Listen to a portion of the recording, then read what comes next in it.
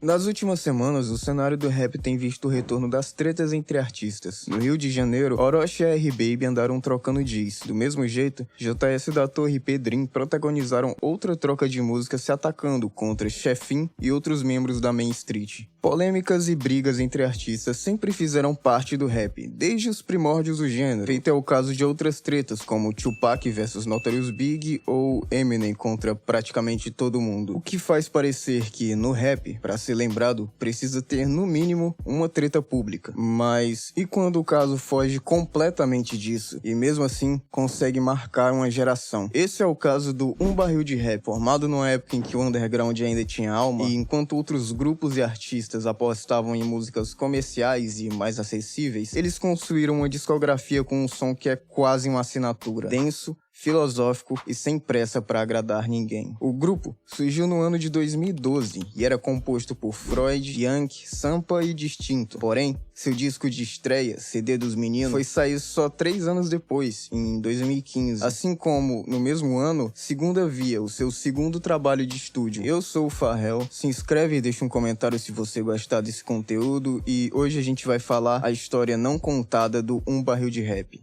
Bom, vamos pro vídeo. O cenário do rap brasileiro vivia uma fase de transição importante em 2015, saindo da era clássica do rap de protesto, totalmente influenciado pela cultura de rua, para uma nova geração mais ligada ao trap e à internet. Faziam parte do panorama da cena Racionais MCs, ainda colhendo os frutos do seu disco Cores e Valores, Criolo e Emicida, representando essa primeira fase do rap nacional. Por outro lado, grupos como Costa Gold, Cone Crew e 3030 também surgiram nessa época com novas temáticas nas letras, sonoridade moderna e uma forma diferente de fazer música. Além disso, 2015 também foi o ano em que as batalhas de rima explodiram e os MCs passaram a usar o YouTube como vitrine principal. E foi nesse contexto que surgiu o Um Barril de Rap. Os integrantes do grupo Freud e Sampa eram colegas de colégio e, posteriormente, conheceram o Yankee na Batalha do Neurônio. Um pouco depois, o Freud convidou também o beatmaker Distinto para fazer parte do grupo.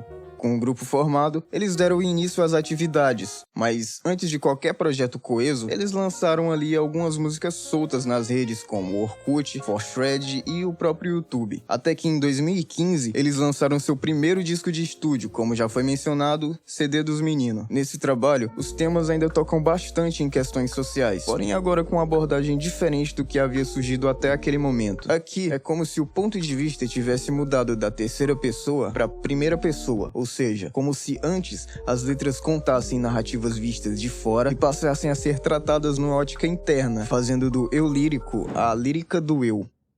Referências ao cinema é uma característica muito presente nos nomes das músicas e nas letras durante toda a discografia, sendo que 9 das 13 músicas desse disco são referências a filmes, e são elas A Fantástica Fábrica de Charlotte, tendo no título uma referência ao filme A Fantástica Fábrica de Chocolates, Deus é Estrangeiro, parte 1 e 2, em referência ao filme Deus é Brasileiro, e Bicho de Sete Cabeças, Inteligência Artificial, O Homem que Copiava e As Vantagens de Ser Invisível, que também possuem nomes de filmes como títulos. Essa intertextualidade com o cinema continuou presente no disco seguinte, Segunda Via. Logo na primeira música, Mágoa para Elefantes, cujo título faz referência ao filme Água para Elefantes, de 2011. Além dela, também temos Eram os Deuses Astronautas, com o mesmo nome de um livro e documentário de 1968, que sugere a influência de vida alienígena na Terra, sendo essa, além disso, uma das músicas mais conhecidas do grupo. Aqui o Freud, Yankee e os caras do Atentado Napalm fazem um paralelo com a temática existencialista do documentário. De Salvador Dalí a Jean-Luc Godard, a parte do Freud merece destaque aqui. Vejo tudo ao contrário pelo retrovisor.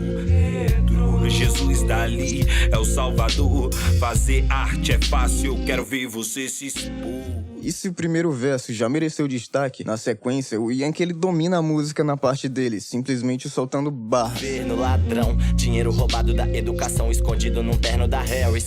Cidade em guerra, escola que fecha, pivete que entra de férias, polícia que embaça. O Yankee aqui fez um verso simplesmente lendário. Ele não desperdiçou um único segundo que ele tinha pra rimar nesse beat, tornando a música um clássico. E fazendo referência no título ao filme O Resgate do Soldado Ryan, a faixa O Resgate do Soldado Brownie é mais um destaque do disco. Só que aqui Além da lírica, também muito forte, é a história um tanto obscura por trás da letra que torna essa música mais interessante. Começando pelo fato do nome da faixa, que faz referência a esse filme em específico, não por acaso. Essa música também é sobre o resgate de um soldado, o Yankee, que antes das gravações dos 2 álbuns do grupo, estava afastado, pois tinha de servir ao exército. E existem algumas evidências, tanto no verso do Freud quanto do Yankee, que falam sobre esse período. Vito tá de volta, rouba. É hora de assustar esses vida louca, bu. O Vito, que o Freud menciona nesse verso, seria Vitor, que você deve conhecer como o Yankee, e estaria de volta, pois tinha acabado sua época no exército e voltou para gravar os discos. Além do Freud, o Yankee também fala dessa época no seu verso, quando ele diz: 3 anos do tenente, a revolta negou. Eu sou o policial de mim mesmo.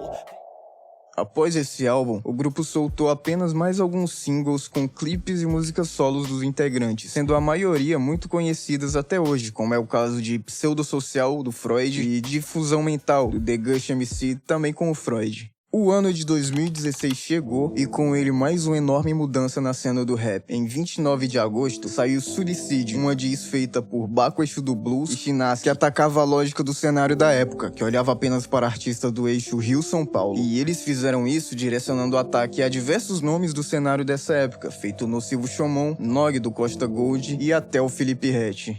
O lançamento dessa música foi um divisor de águas na cena. Ela trouxe não apenas o choque pela polêmica, mas também um debate sobre a relevância fora do eixo Rio-São Paulo. Esse episódio funcionou como um catalisador para que o público e a crítica passassem a olhar com mais atenção para artistas e grupos que existiam fora dessas duas regiões. O que aconteceu com Um Barril de Rap, ironicamente, foi irônico, pois eu comecei aqui falando sobre como parece que polêmicas e tretas são essenciais para ter sucesso na indústria do rap. No entanto, a essa altura o grupo já estava próximo do fim, que ocorreu em 2017, após a saída do Yankee, comunicada através do Facebook na época. O que aconteceu no caso das músicas do Um Barril de Rap foi uma redescoberta por parte do público, por causa da forma que a cena passou a funcionar naquela fase, se beneficiando indiretamente, não por vínculo direto com aquela música, mas porque o impacto dela abriu as portas para um universo de artistas que antes não eram vistos. Como muitos artistas novos que surgiram na cena, houve outra grande novidade que também apareceu por aqui. Com a mudança de perspectiva do público e da crítica, agora o foco era a capacidade lírica que cada rapper era capaz de apresentar. Essa fase foi propícia para que acontecesse a era das cyphers, um formato de música com a participação de vários artistas, em que cada um meio que compete dentro da própria faixa ali para ver quem rima melhor. Outro fator que deu impulso às cyphers foi a popularização dos canais de React, que por sua vez analisava muitas dessas músicas e até davam notas em alguns casos. Essas mudanças também foram um fator para que o público redescobrisse a existência do Um Barril de Rap, já que a energia dos integrantes do grupo dentro das músicas era a mesma energia das cyphers. Durante essa época, a maioria dos integrantes do grupo estava focada em suas próprias carreiras, exceto por um, o Yankee. Desde o lançamento de Segunda Via, ele não apareceu mais nem nas músicas do grupo, nem com trabalhos solos. O grupo até soltou 2 faixas chamadas Cadê o Yankee? Parte 1 e 2, motivadas pelos comentários que questionavam isso. Cadê o Yankee? A verdade é que o Yankee só iria reaparecer mesmo 8 anos depois, lançando sem avisar 2 faixas em um canal chamado O Alicate, isso há 2 anos atrás. Depois disso, ele sumiu outra vez. Uma coisa que chama a atenção logo de cara é a duração dessas 2 músicas. A primeira delas, intitulada A História do Alicate, conta com 12 minutos e 46 segundos. E a segunda, Uma Noite no Museu, que tem seus incríveis 30 minutos e 23 segundos. É preciso dizer também que essas não são exatamente músicas que você vai entender de primeira. A letra e a batida basicamente não se conectam e os versos são simplesmente falados, sem pausa ou uma conexão aparente. Quase que um grande compilado de tudo que o Yankee tinha escrito durante aquela fase. De reconhecimento no underground a um dos pilares do movimento que mais tarde resultaria na era do ano lírico, Um Barril de Rap é a expressão da mudança que o gênero estava passando naquele momento. A forma crua de fazer músicas do grupo, com uma pitada de originalidade, foram características fundamentais para que eles deixassem marcado naquele momento o nome do Um Barril de Rap entre os melhores. E mesmo que esse nunca tenha sido um grupo tão falado em artigos ou outros vídeos aqui no YouTube, o Um Barril de Rap possui e fez a sua história.